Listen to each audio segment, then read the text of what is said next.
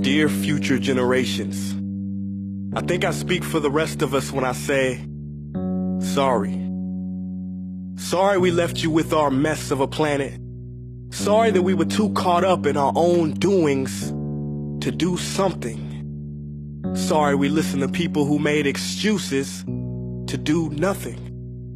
I hope you forgive us. We just didn't realize how special the earth was. Like a marriage gone wrong, we didn't know what we had until it was gone. For example, I'm guessing you probably know it as the Amazon desert, right? Well, believe it or not, it was once called the Amazon rainforest, and there were billions of trees there, all of them gorgeous. And oh, you don't know much about trees, do you?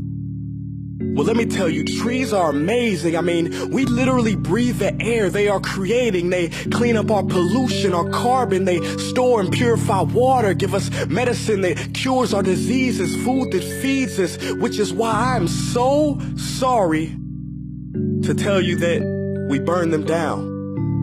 Cut them down with brutal machines, horrific, at a rate of 40 football fields every minute. That's 50% of all the trees in the world gone in the last 100 years. Why? For this. And that wouldn't make me so sad if it weren't so many pictures of leaves on it. You know, when I was a child, I read how the Native Americans had such consideration for the planet that they felt responsible for how they left the land for the next 7 generations. Which brings me great sorrow, because most of us today don't even care about tomorrow.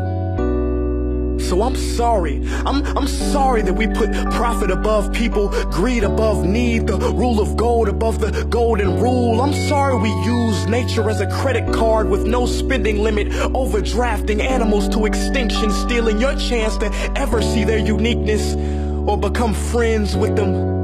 Sorry we poison the ocean so much that you can't even swim in them.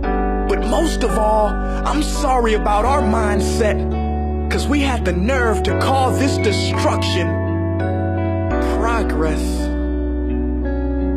Hey Fox News, if you don't think climate change is a threat, I dare you to interview the thousands of homeless people in Bangladesh. See, while you were in your penthouse nestled, their homes were literally washed away beneath their feet due to rising sea levels. And Sarah Palin, you said that you love the smell of fossil fuels.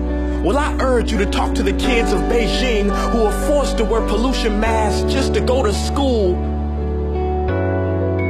See, you can ignore this, but the thing about truth is, it can be denied, not avoided. So I'm sorry, future generations. I'm sorry that our footprint became a sinkhole and not a garden. I'm sorry that we paid so much attention to ISIS and very little to how fast the ice is melting in the Arctic.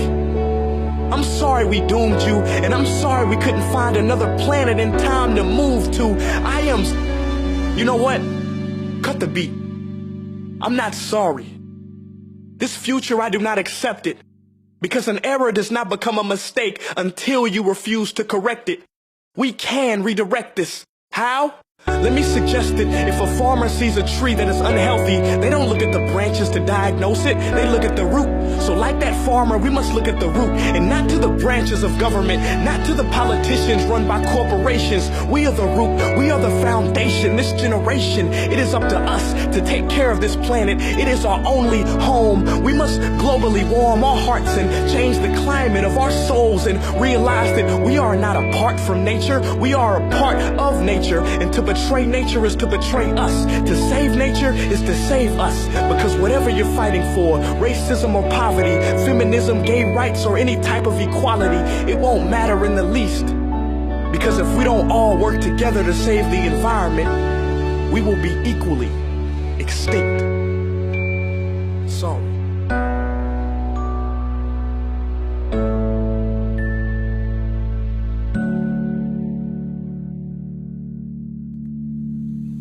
Hey guys, for the past several weeks, I've been here in Africa, the heart of Africa, witnessing the horrific destruction of the rainforest, which inspired me to write this piece. Why are forests being destroyed at such an enormous rate? For this. Today we live in a world where destroying trees makes you money. So what can we, normal people, do about it? One way to directly fight the destruction is to stand for trees. By standing for trees, not only can you save the lives of trees, help forest communities, and protect the rights of animals to live in their homes, but you will also balance the amount of pollution that you yourself give off with your everyday activities, making you a part of the solution and not the problem. This is the option that I chose. But whatever way that you choose to stand for trees, do it. Because a wise man once said, when the rivers are all dried up and the trees cut down, man will then realize that he will not be able to eat money.